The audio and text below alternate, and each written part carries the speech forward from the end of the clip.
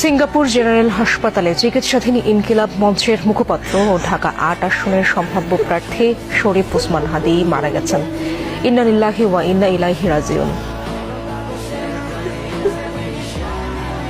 আমি সঞ্চয়, আমি ঘূর্ণি, আমি ব্রত সম্মুখে যাহা পাই যাই চূর্ণি, আমি নিত্য পাগল ছন্দ, আমি আপনার তালে নেচে যাই, আমি মুক্ত জীবনানন্দ, আমি হাম্বি, আমি ছায়ানট, আমি হিন্দল, আমি চলচঞ্চল চমকি চমকি, কত যেতে যেতে চমকিতে চমকি, হিন্দি আদি হিন্দল, আমি চপলা চপল হিন্দল, আমি তাই করি ভাই মগন চায়ে মনটা, করি শত্রুর সাথে গলাগলি, ভাই মৃত্যুর সাথে পাঞ্জা, আমি উন্মাদ, আমি ঝঞ্ঝা, আমি ভিতিয়ে ধরিত্রীর বলবীর চির অন্যতম মুশির।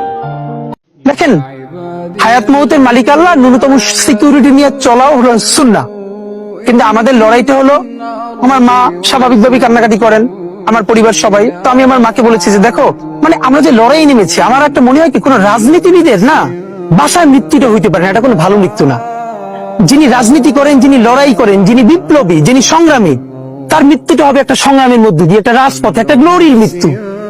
আমি তো ভীষণ ভাবে প্রত্যাশা করি, আমি ছোটবেলা থেকে এই স্বপ্নটা দেখি, অনেক জায়গায় বলেছি যে একটা তুমুল মিছিল হচ্ছে অন্যায়ের বিরুদ্ধে, সেই মিছিলের সামনে আমি আছি, কোন একটা বুলেট এসে আমার বুকটা হয়তো বিদ্ধ করে দিয়েছে, এবং সেই মিছিলে আমি হাসতে হাসতে আমি শহীদ হয়ে গেছি। এবং সবাই যখন মৃত্যুটাকে ভীষণ ভয় পায়, আমি তখন হাসতে হাসতে আল্লাহর কাছে ভীষণ সন্তুষ্টি নিয়ে পৌঁছতে চাই যে আমি একটা ন্যূনতম ওই জীবনটা লিড করতে পারলাম, আমি একটা ইনসাফের হাসি নিয়ে আমি আমার আল্লাহর কাছে পৌঁছতে চাই। হায়াত মৌতের মালিক আল্লাহ, ন্যূনতম সিকিউরিটি নিয়ে চলাও হলো সুন্নাহ। কিন্তু আমাদের লড়াইটা হলো, আমার মা স্বাভাবিকভাবে কান্নাকাটি করেন, আমার পরিবার সবাই। তো আমি আমার মাকে বলেছি যে দেখো, মানে আমরা যে লড়াই নেমেছি, আমার একটা মনে হয় কি কোন রাজনীতিবিদের না বাসায় মৃত্যুটা হইতে পারে না, এটা কোনো ভালো মৃত্যু না। যিনি রাজনীতি করেন, যিনি লড়াই করেন, যিনি বিপ্লবী, যিনি সংগ্রামী, তার মৃত্যুটা হবে একটা সংগ্রামের মধ্যে দিয়ে, একটা রাজপথে, একটা গ্লোরির মৃত্যু।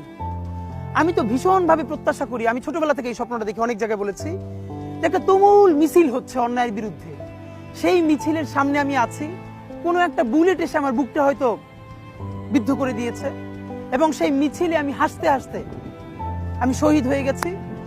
এবং সবাই যখন মৃত্যুটাকে ভীষণ ভয় পায়, আমি তখন হাসতে হাসতে আল্লাহর কাছে ভীষণ সন্তুষ্টি নিয়ে পৌঁছতে চাই যে আমি একটা ন্যূনতম ওই জীবনটা লিড করতে পারলাম, যে আমি একটা ইনসাফের হাসি নিয়ে আমি আমার আল্লাহর কাছে পৌঁছতে চাই। সুতরাং আগামী 50 বছর বাঁচলাম, কোন ইম্প্যাক্ট তৈরি হলো না আমার দিয়ে, দেশের জন্য, রাষ্ট্রের জন্য, উম্মার জন্য, জাতির জন্য। কিন্তু আমি ধরেন 5 বছর বাঁচলাম, সেটার মধ্য দিয়ে যদি আগামী 50 বছরের ইম্প্যাক্ট তৈরি হয়, তাহলে অনেকদিন বেঁচে থাকায় কি সাফল্যের বলেন? শহীদ প্রেসিডেন্ট জিয়াউর রহমান কয়টা দিন বেঁচেছেন, কিন্তু ভাবেন আজকে পর্যন্ত উনি আমার অনুপ্রেরণা। হাঁটতে হাঁটতে আমার পা ফুলে যায়, আমি, আমার টিম সেদিনকে ব্যাগের মধ্যে জুতো নিয়ে তারপরে একটা শপিং মলে ঘুরছিলাম, মানে পা ফুলে গেছে, পা জুতোয় ঢুকাতে পারছিলাম না।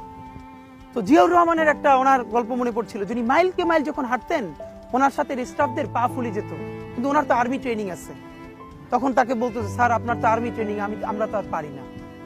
এই জন্য ওনাকে মানুষ রাখাল রাজা বলতো। তা আমরাও সারা বাংলাদেশের 56,000 বর্গ মাইলে হাঁটতে চাই, আমরা ইনসাফের চাষাবাদ করতে চাই, একটা স্বাধীন সার্বভৌমত্বের সততার বাংলাদেশ তৈরি করতে চাই। আল্লাহ যে কয়দিন হায়াতে রাখবেন, এই লড়াইটা করব। যেদিন নিয়ে যাবেন, আমি স্বপ্ন দেখে যেতে চাই, আমি আমাদের এমন টিম, আমি আমার সন্তানকে রেখে যেতে চাই, আমার মৃত্যুর পরে যেন এই লড়াই বন্ধ না হয়, এই লড়াই যেন বাংলাদেশে কিয়ামত পর্যন্ত জারি।